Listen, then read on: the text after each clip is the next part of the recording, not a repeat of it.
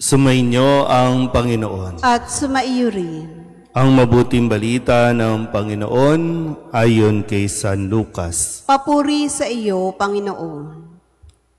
Noong panahong iyon, nagpunta si Jesus sa Capernaum, Galilea. Nagturo siya sa mga tao ng araw ng pamamahinga at nagtaka sila sa kanyang pagtuturo sapagkat may kapangyarihan kung siya'y magsalita. Naroon sa sinagoga ang isang lalaking inaalihan ng demonyo o isang masamang espiritu. Sumigaw siya ng malakas, "Ano ang pakialam mo sa amin, Jesus na taga Nazaret? Naparito ka ba upang puksain kami? Alam ko kung sino ka. Ikaw ang banal ng Diyos."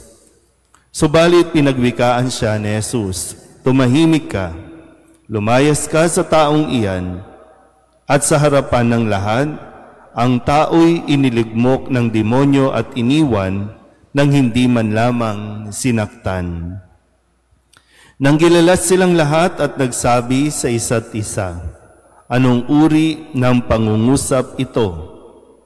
Makapangyarihan at mabisa. Pinalalayas niya ang masasamang espiritu at sumusunod naman sila."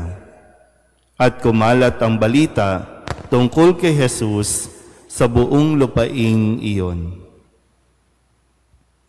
Ang mabuting balita ng Panginoon. Pinupuri ka namin, Panginoong Hesukristo.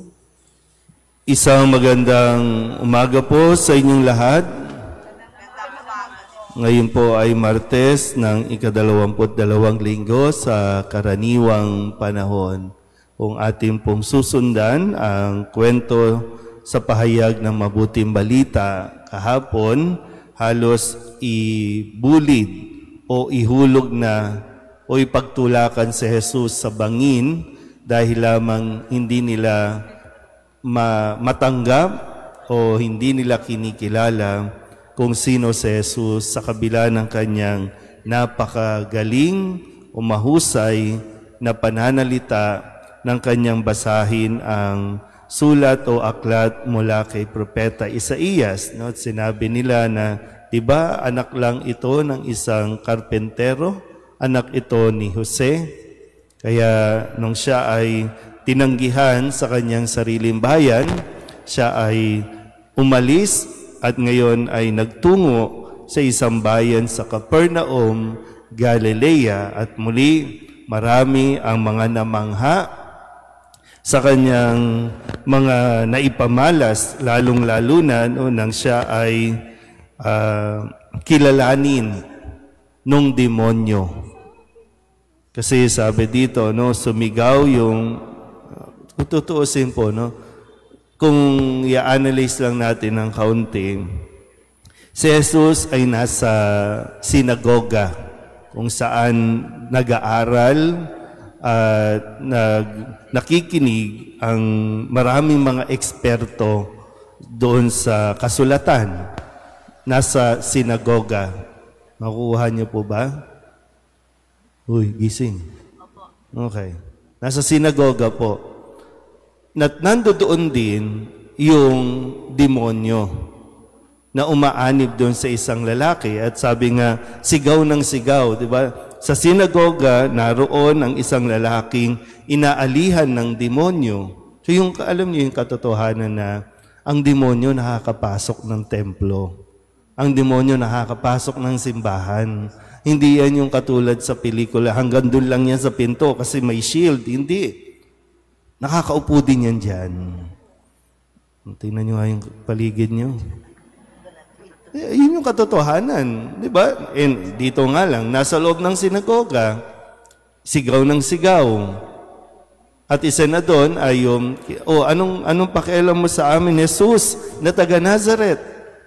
Kahapon lang ayaw siyang kilalanin sa kanyang mismong bayan sa Nazaret. O ngayon, isang demonyo na umanib doon sa isang lalaki ay pinagsisigawan kung sino si Jesus. Nakuha niyo po ba? Yan. At sabi nga dito, no, Nang sabihin lang ni Jesus, tumahimik ka, lumayas ka sa taong iyan, sinunod siya ng demonyo at umalis.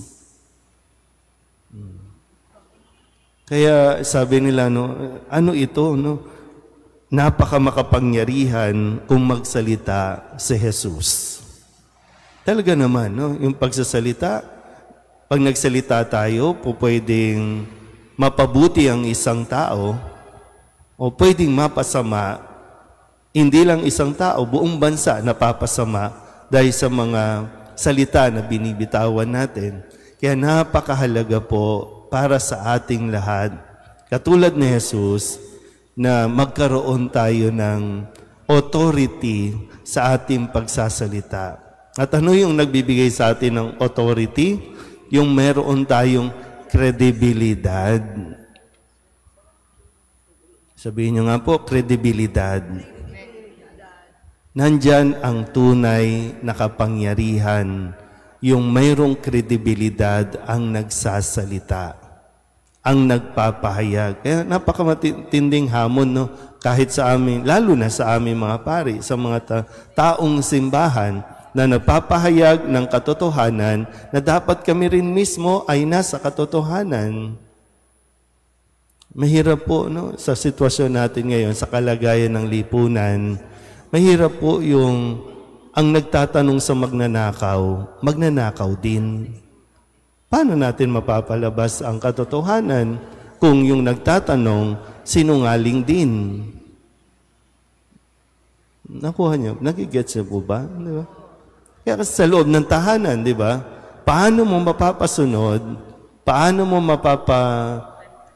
mapapaniwala ang iyong pamilya kung magkaiba ang lumalabas sa bibig mo at yung nakikita nila sa ginagawa mo? Kaya nawawalan tayo ng kredibilidad. Nawawalan tayo ng kredibilidad sa mga kabataan. Kasi ngayon, no, di ba, sinasabi natin ang mga kabataan, dapat kasuhan na kapag nakakagawa ng kasalanan. Pero bakit nga gumagawa ng kasalanan? Kasi yun din ang nakikita sa mga matatanda. So, ano ba? Wala na ba tayong kredibilidad? Wala na ba tayong nakikita na po pwedeng parang hangaan? Maraming gustong maging influencer, maraming gustong inahangaan sila. Pero yun nga lang po, no? Wala tayong kredibilidad. Kaya nga yung paalala sa atin, no, katulad ni Jesus, sikapin natin. Kasi hindi natin mapapalayas ang demonyo kung tayo mismo kakampi pala ng demonyo. Dapat tayo nasa panig ni Jesus. So, hindi lang tayo, kumbaga, nakikinig, kundi sinisikap nating isabuhay ang mga aral na ibinibigay sa atin ni Jesus. Amen?